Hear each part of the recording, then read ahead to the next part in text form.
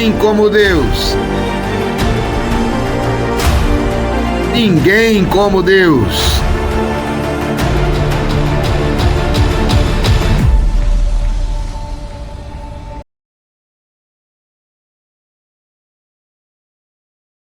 Lucas 6, de 20 a 26. Naquele tempo, Jesus, levantando os olhos para os seus discípulos, disse: Bem-aventurados vós, os pobres, porque vosso é o reino de Deus. Bem-aventurados vós que agora tendes fome, porque sereis saciados. Bem-aventurados vós que agora chorais, porque havereis de rir. Bem-aventurados sereis quando os homens vos odiarem, vos expulsarem, vos insultarem e amaldiçoarem o vosso nome por causa do Filho do Homem. Alegrai-vos nesse dia e exultai, pois será grande a vossa recompensa no céu, porque era assim que os antepassados deles tratavam os profetas. Mas ai de vós, ricos, porque já tendes vossa consolação. Ai de vós que agora tendes fartura, porque passareis fome. Ai de vós que agora rides, porque tereis luto e lágrimas. Ai de vós, quando todos vos elogiam. Era assim que os antepassados deles tratavam os falsos profetas. Palavra da salvação. Glória a vós, Senhor. Essa palavra é muito forte para nós hoje e eu te ajudo, inclusive, a entender fortemente essa palavra. Porque essa palavra está falando sobre sentidos essenciais da vida. Está falando sobre essência, sobre sentido da vida. Muitas pessoas podem interpretar que Jesus está hiper-elogiando, bem-aventurados, ou seja, felizes, os que não têm nada, os que estão na miséria, os que estão passando fome. Ele não está falando sobre miséria, pelo contrário. Porque ele diz assim, interessante, vocês que agora têm fome, porque serão saciados. Então, quando eles ficarem saciados, eles não mais serão bem-aventurados? Quando eles agora tiverem as coisas que não tinham, eles serão amaldiçoados? Jesus não está dizendo nenhuma palavra de maldição. Até quando ele fala dos ricos, ele está dizendo, ai de vós. E que tipo de riqueza, e que tipo de pobreza o Senhor está falando. E isso é importante você saber. Porque isso aqui é muito claro. Não sou eu que estou dizendo, inclusive é magistério. É isso que nós entendemos sobre isso. E isso daqui é muito forte. A primeira coisa que eu quero chamar a atenção é do versículo 20, o começo. Naquele tempo, Jesus, levantando os olhos... Você, talvez, quando eu leio só essa parte, você levantando os olhos, o que é que primeiro lembrou para você? O que é que lembrou? Levantando os olhos aos céus, né? Mas não foi dessa vez. Não foi aos céus. Foi aos seus discípulos. Jesus, levantando os olhos para os seus discípulos, ele disse. Então, vamos ser bem sinceros, os discípulos de Jesus não estavam na miséria. Não estavam passando fome. Ele fala essa palavra não é para as pessoas que estavam passando fome atrás de comida com eles. Ele fala essa palavra para os seus discípulos. Ele levanta os olhos para os seus discípulos. Não sou eu, está aqui na palavra. É para os discípulos. Se você perceber, Jesus fala claramente à multidão e aos discípulos. Dessa vez ele não fala para a multidão. Ele fala para os discípulos. E olha que palavra forte. Você que está aqui, chegou nessa noite, você não é mais multidão, amado. Você é discípulo. Você que está vivendo com intensidade essa quaresma de São Miguel. Diga, eu sou discípulo. E é interessante isso, porque Jesus ergue os olhos e pode olhar bem para os seus discípulos, porque ele tem um excelente hábito, inclusive, de fazer isso. Muitas vezes contemplando o rosto do Pai.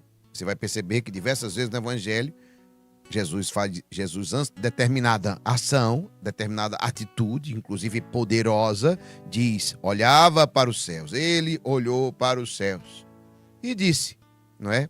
Ou seja, ele contemplava o quê? Por que ele olhava para o céu? Para que ele olhava para o céu? O rosto do Pai.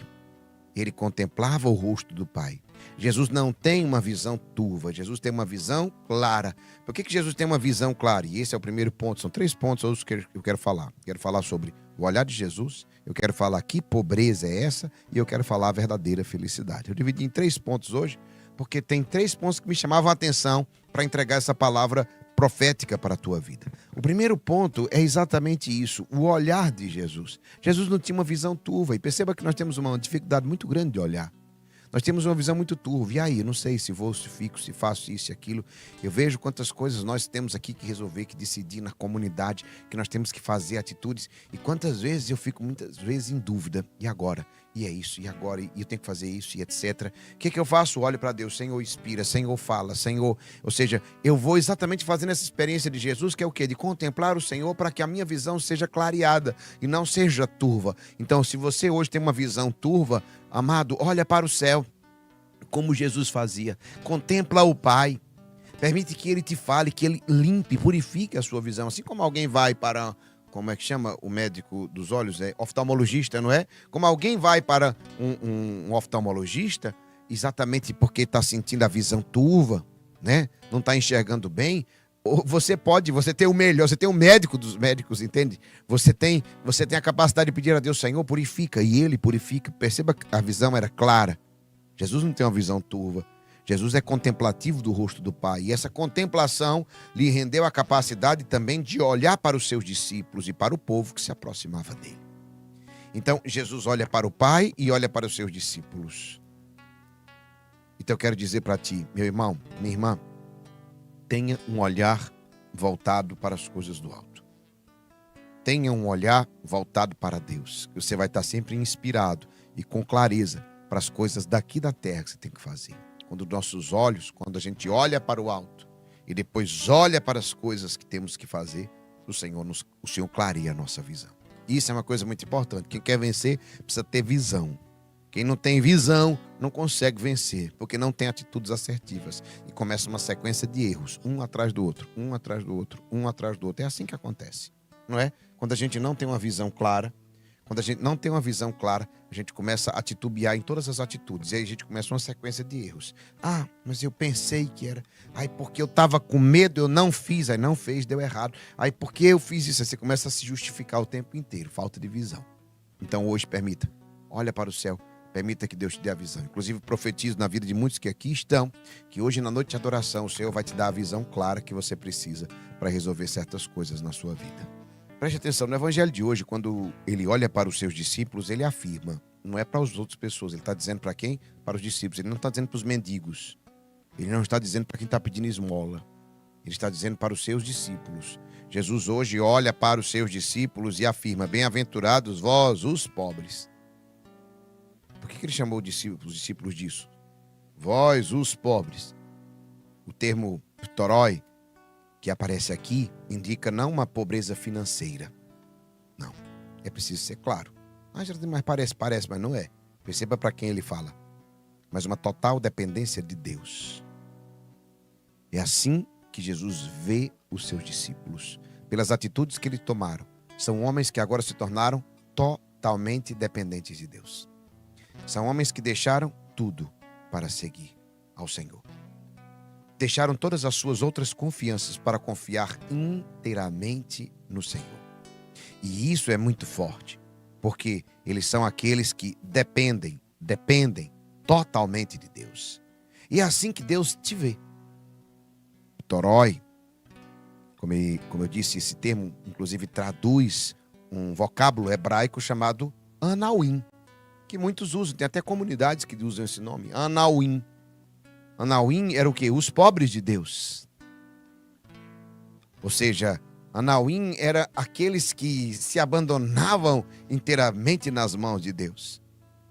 Resumindo, aquele que depende exclusivamente de Deus em tudo.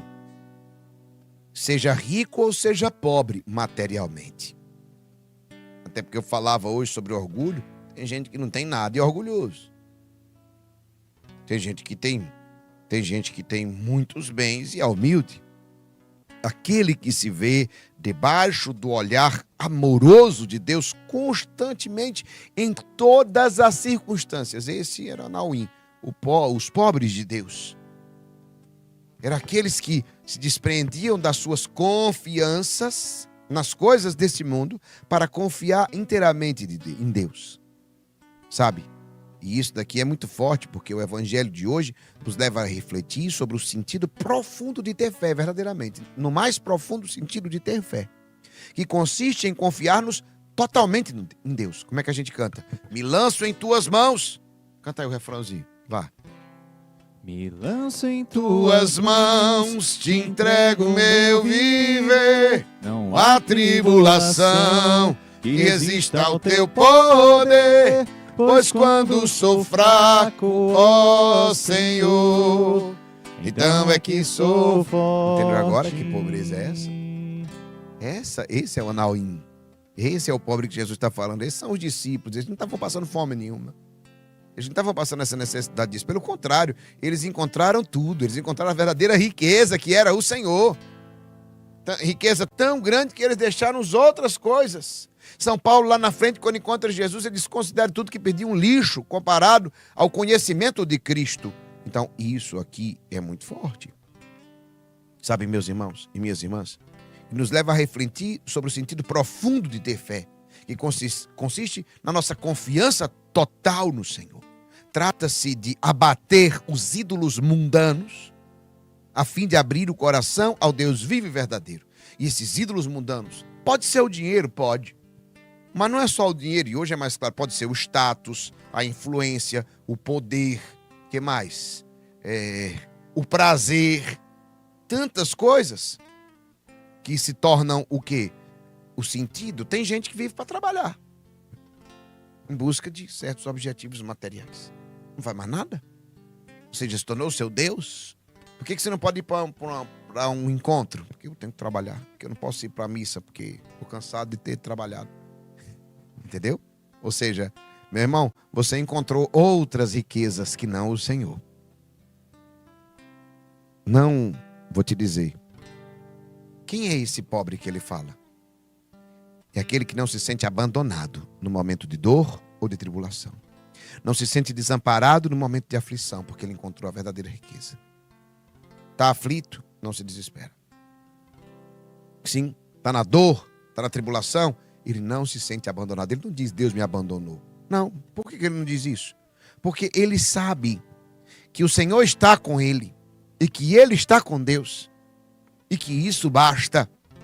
É o exemplo da fé de Jó. Lembra de Jó? Jó era um homem muito rico. Então perceba, se Jesus estivesse fazendo uma crítica a possuir os bens, imagine como ficaria sem sentido que Deus depois restituiu toda a riqueza de Jó em dobro. Não parecia estranho sobre isso, se falasse? Então eu quero dizer para você, mas Jó disse claramente quando perdeu todos os seus bens e todos os seus filhos. Deus deu, Deus tirou, bendito seja o nome do Senhor. Ou seja, antes eu te conhecia de longe, agora eu tenho intimidade contigo. Significa que Jó entendeu qual era a verdadeira riqueza. Jó era esse pobre que ele está falando. Bem-aventurado vós, os pobres. Ele não estava apegado a nada desse mundo. Mas também não deixou de ser restituído. Pegou essa palavra? Então isso aqui é muito forte. Esse pobre, ele não se acha melhor do que os outros quando as coisas vão bem. Ele não fica orgulhoso. Porque o sentimento de filiação que ele prova em seu coração lhe basta. Por isso o reino de Deus pertence a esses pobres que ele está falando. A esses dependentes de Deus. A esses que têm Deus como única riqueza e seu maior tesouro. Diga, Deus é o meu maior tesouro. Deus é o meu maior tesouro. Pronto, você é o bem-aventurado. Se você encontrou o verdadeiro tesouro, se você encontrou a verdadeira riqueza, se você hoje é alguém que é dependente de Deus, por que ele fala? Por discípulos, se não estava com fome, bem-aventurados vós que têm fome. E eles tinham fome. Fome de quê? De Deus. Eles tinham fome demais. Eles tinham fome de estar com Jesus. Eles tinham fome de ir com Jesus. Eles tinham sede de aprender mais, de entender mais. E eles perguntavam ao Senhor como isso se deu, como não aconteceu. Mas, Senhor, olha... Ou seja, a sede de Deus.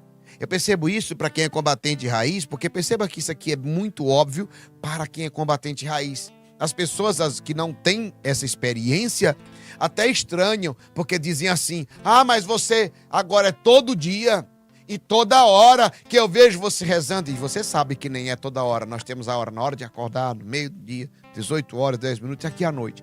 Mas a pessoa que não tem, estranha. Não é? Ou seja, se você bebesse essa quantidade de tempo por dia, não era estranho. Se você jogasse, não era estranho. Se você estivesse na prostituição, não era estranho. Agora, o fato de você estar buscando a Deus, mas por que você está buscando? Porque eu tenho sede. Porque é engraçado que a gente come manhã, de tarde e de noite. Porque eu tenho fome. Fome de comida. Mas eu tenho fome de Deus. Por isso que eu estou aqui hoje à noite. Por isso que eu estava lá antes. Por isso que eu estava antes. E agora estou aqui de novo. Por quê? Porque eu tenho fome, eu tenho sede. E isso é o que faz a diferença. Então, meus irmãos e minhas irmãs, o terceiro e último ponto, a verdadeira felicidade, que é o tema de hoje, coloque aqui. Só Ele pode dar. Só Ele pode dar à nossa existência aquela plenitude tão desejada. Todo mundo quer ter plenitude. Todo mundo quer ter felicidade. Mas só Deus pode dar aquela plenitude tão desejada e tão difícil de alcançar. Fulano, você é feliz? Mais ou menos. A maioria das pessoas responde assim. Não é? São muitos, de fato, também nos nossos dias, os que se propõem como dispensadores de felicidade. Chegam e prometem, não é? Sucesso rápido. Você vai ter sucesso rapidamente. Vai ficar rico rapidamente. Grandes lucros ao nosso alcance. Soluções mágicas para qualquer problema. Pare de sofrer, não é assim?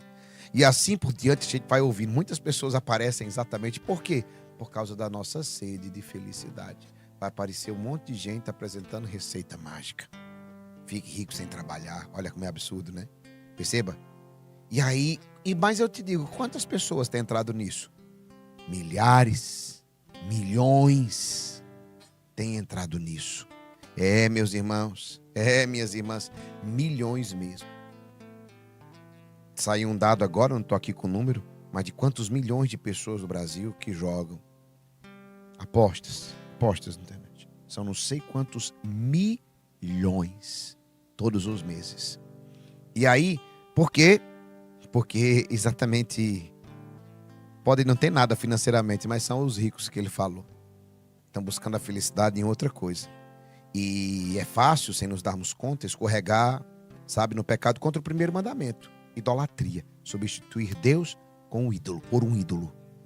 E nós muitas vezes substituímos. Por isso Jesus abre nossos olhos para a realidade. Nós somos chamados para a felicidade. Você é chamado para a felicidade. Para sermos felizes. Literalmente. Quem disser o contrário está mentindo para você. Deus te chamou para ser feliz. Mas essa felicidade não é a ausência de problemas. Não. Na medida em que nos pusermos do lado de Deus, no seu reino, da parte que não é efêmero, mas das coisas que duram para sempre, somos felizes se nos reconhecermos necessitados diante de Deus.